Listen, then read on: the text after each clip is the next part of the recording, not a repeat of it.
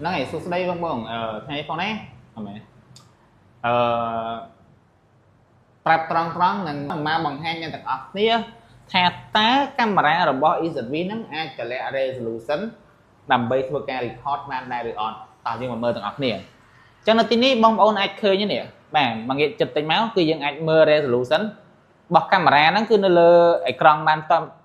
to tay mà đó tại camera nó cứประเภท si 6 ấn 8 mega ប៉ុន្តែនៅពេលដែលវាផ្ដល់ឲ្យមកគឺវាតែ2 mega ទេចំណែក A6C នេះគឺ8 mega ពេញបាទអញ្ចឹងយើងទៅមើលទាំងអស់គ្នាតែយើងកំណត់កន្លែងណាបានអាចធ្វើឲ្យវាធ្លាក់មកសល់2 mega ដែលដើមរបស់វាហ្នឹងគឺ8 mega អញ្ចឹងយើងគ្រាន់អាចថាទី1គឺយើងអាចចូល setting ចំកន្លែងនេះហ្មងចុចចំកន្លែងយកក៏បានដែរនេះបាទហើយបន្តមកឬក៏មួយទៀតបាទមួយទៀតគឺយើងចូល setting របស់កន្លែងក្រោមនេះបាទយើងយកពាក្យកាមេរ៉ាហើយយើងយកពាក្យកន្លែង setting របស់កាមេរ៉ាហ្នឹងទៅបាទហើយតមកបន្ទាប់ពីបានហើយយើងចូល setting របស់កាមេរ៉ាហើយវាមាន basic setting និង device information ចឹងយើងចូលកន្លែង device information មកបាទដើម្បីមើលកន្លែង resolution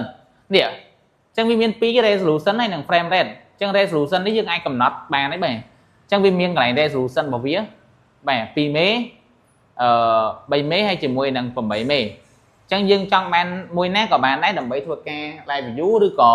ធ្វើការ record ចូលទៅកាន់ NVR ចឹងបើយើងចង់បាន8មេឡើងវិញយើងចុចចំនេះមកបាទចឹងវាបាន8មេឡើងវិញហើយ